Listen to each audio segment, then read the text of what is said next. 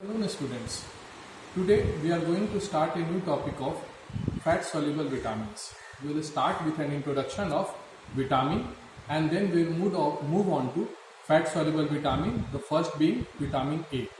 So as you know, vitamins, which were also initially called as vital amines, are organic micronutrients which are not synthesized our body and therefore must be supplied in the diet, and they are necessary for a variety of biochemical functions in our body.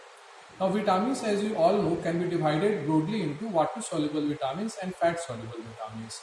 Now in fat soluble vitamins you have the A group, that is the vitamin A, which includes retinoids and beta carotene, vitamin D, which is cholecalciferol, vitamin E, which is tocopherols, and vitamin K, which includes phylloquinones and menaquinones.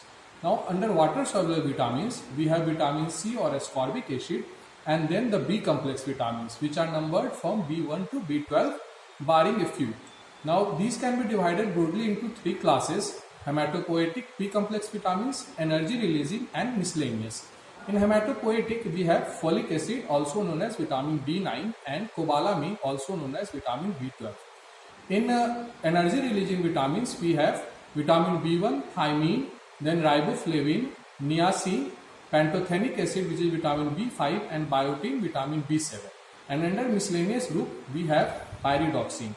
So in Viva you may be asked about the various names of the numbered vitamins, so you must remember them. Sometimes they are not asked in written exam, but it will be good to remember them for Viva.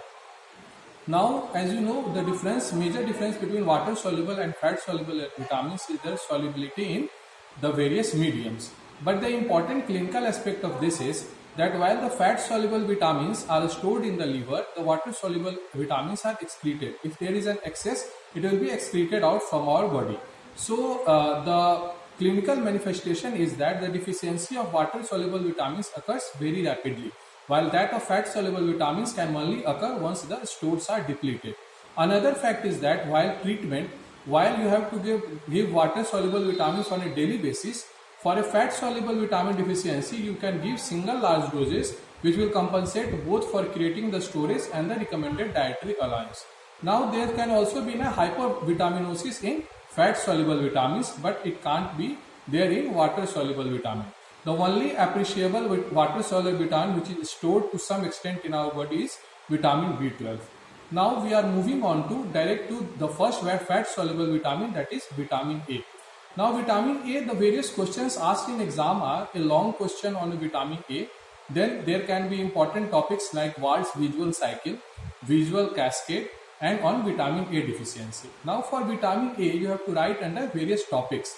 Like you have to write, the first topic will be sources and various forms of vitamin A. Then you have to write about digestion, absorption, and transportation. The third point is functions of vitamin A, under which you will write about Wald's visual cycle, its role in growth and reproduction, and in maintaining epithelial integrity, and visual cascade. Visual cascade also sometimes comes as a short note in your examinations. So we will start first with vitamin A, sources and various forms of vitamin A. Now in sources you have plant-based sources and animal-based sources and fortified foods. Now plant-based sources, there are green leafy vegetables and all yellow colored fruits like mango and papaya. And in animal-based sources you have liver, fish, meat. Fish liver oil is the most important source of vitamin A, and then there are fortified foods like in ghee and other fats.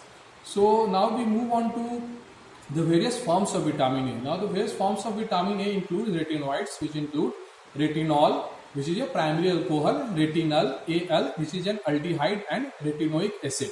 And the various carotenoids like alpha carotene, beta carotene, and gamma carotene, the most important being beta carotene, which has an independent antioxidant function also.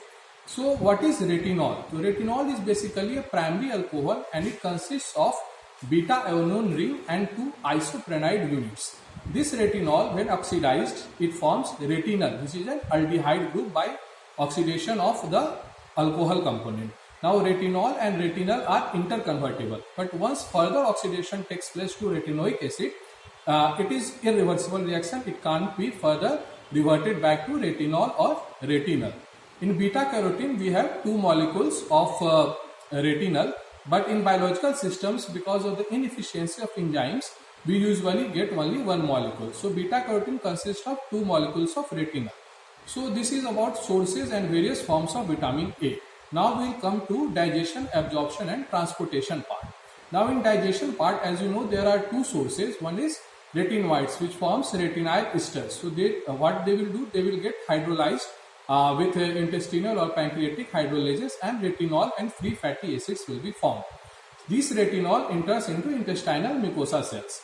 Now for beta carotene, there are dioxygenases which will convert it into 2 molecules of retinal.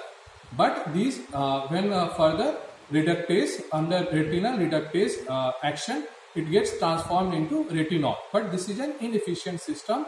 Not every beta carotene will like, for example, if there is 1 gram of beta carotene, it will not give 2 grams of retinal because of the inefficiency of the biological system. ठीक है, मतलब कि enzyme action is reduced, not effective. Then in intestinal mucosa cells we have retinol. This retinol further gets re-esterified with fatty acids and gets bundled into chylomicrons, which then moves to lymph.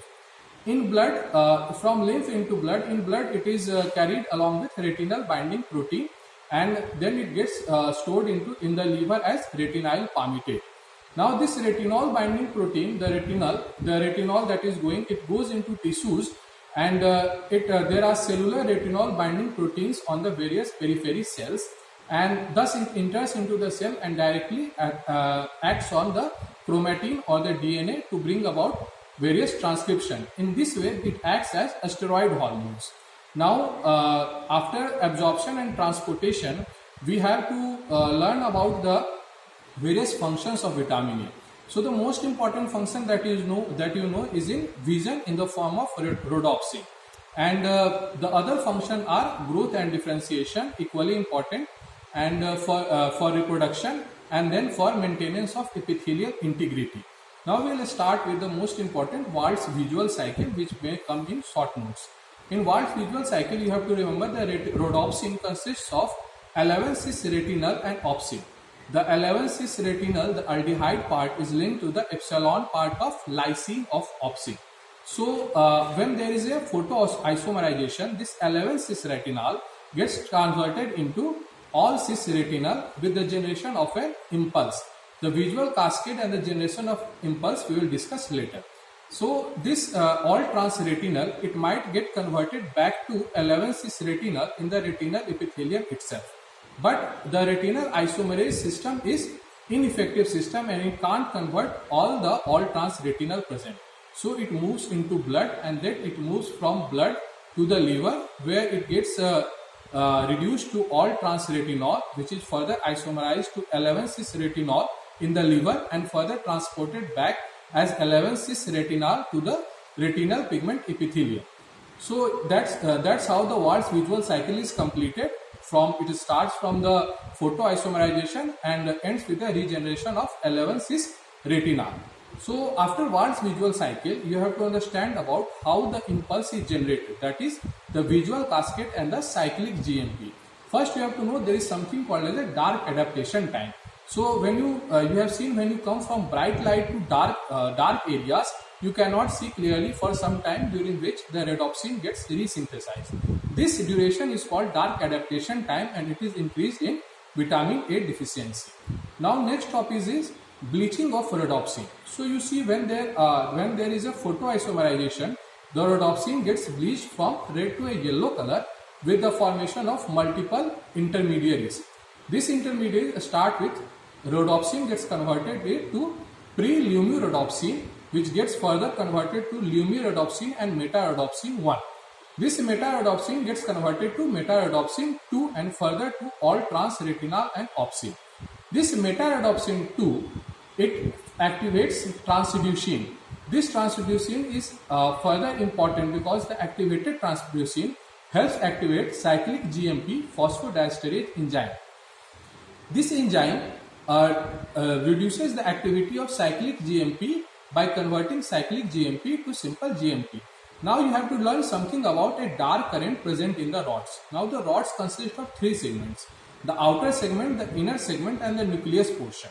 Now, during normal times, the outer segment is permeable to sodium ions and the inner segment, and there is active efflux of sodium ions. This generates a sodium ion current, which is also known as dark current. But when the cyclic GMP levels, the sodium ion channels in the outer segment are cyclic GMP gated channels. So if cyclic GMP levels are reduced, then this sodium ion gated channel will get closed. So what happens when transducin activates cyclic GMP phosphodiesterase, this sodium ion channels gets closed and it causes a hyperpolarization, a membrane hyperpolarization. You see the resting membrane potential of nerves is minus 65 millivolts, but of rods is only minus 40 millivolts.